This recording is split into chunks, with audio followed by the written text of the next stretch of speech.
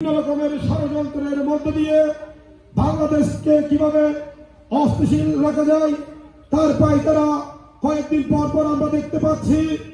গতকাল সাংবাদিক ইলিয়াস আলীর একটা ভিডিও দেখে অত্যন্ত হতবাক হয়েছি।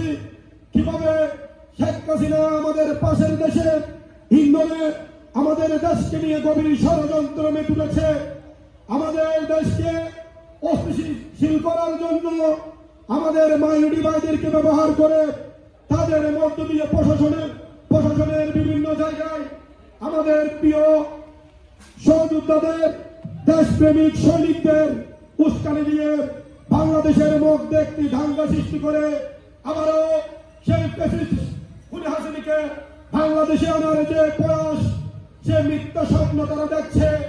আমাদের ঐক্যবদ্ধ থেকে প্রত্যেকটা পাড়া মহল্লায় ওয়ার্ডে সেই স্বৈরাচারী হাসিনার দূষণদের প্রতিহত করার জন্য আমাদের সবাইকে ঐক্যবদ্ধ থাকতে হবে।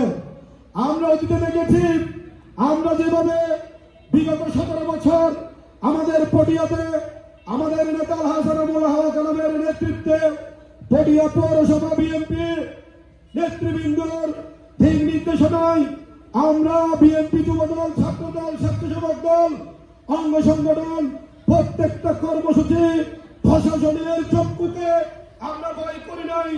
আমরা আওয়ামী লীগের সন্ত্রাসীদের ভয় করি নাই। আমাদের ঐক্যবদ্ধ ছিলাম আমরা সবাই।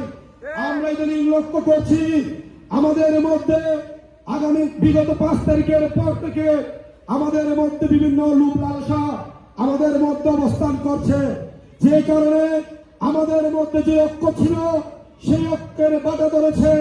সেই বাধার মধ্যে সুযোগ দিয়ে আওয়ামী লীগের কুচক্রী মহল আমাদের মধ্যে প্রবেশ করে আমাদের মধ্যে বিভেদ সৃষ্টি করে তারা ফায়দা লুটতে চায়। তাই আপনাদের সবাইকে সতর্ক এবং সচেতন থাকতে হবে।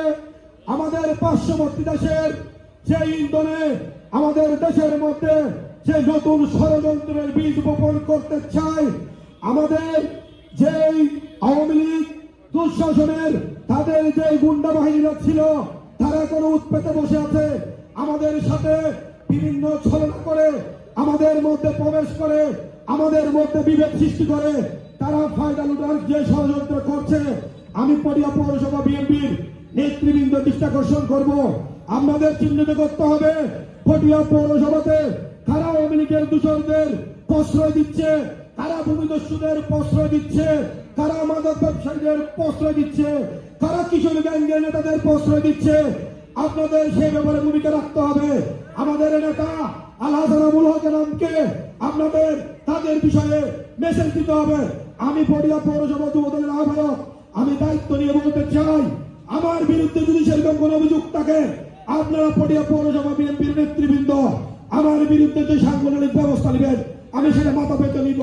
কিন্তু কোন 17 বছর যারা আমার দলের ভাইদের ঘুমাতে দেয় নাই, আমাদের বাসায় পুলিশ নিয়ে পুলিশের চৌকিগিরি করেছে, অবৈধ ব্যবসা করেছে, কিশোর ব্যাংকের নেতৃত্ব দিয়েছে, আমরা লক্ষ্য করছি 5 তারিখের পরে সেরকম কিছু সুবিধাবাদী নেতা তাদের কর্মীদের আমাদের বিভিন্ন উপগ্রহ গ্রুপে সৃষ্টি করে আমাদের মধ্যে ঢুকিয়ে দিয়ে আমাদের যে ঐক্য ছিল 5 তারিখের আগে সে ঐক্যকে বিনষ্ট করতে চাই। ইনশাআল্লাহ পটিয়া পৌরসভাতে আমরা হাসানুল হক আলম ভাইয়ের নেতৃত্বে ঐক্যবদ্ধ আছি। ইনশাআল্লাহ কোন ষড়যন্ত্রকারীকে আমরা আমাদের ঐক্য বিনষ্ট করতে সেই সুযোগ দিব না। তাই আমি বিনয়ের সাথে পটিয়া পৌরসভা বিএনপির নেতৃবৃন্দ দৃষ্টি আকর্ষণ করতে চাই, আপনারা আগামীতে আমাদের যে মিছিল মিটিং হয় সেখানে ফলো করবেন।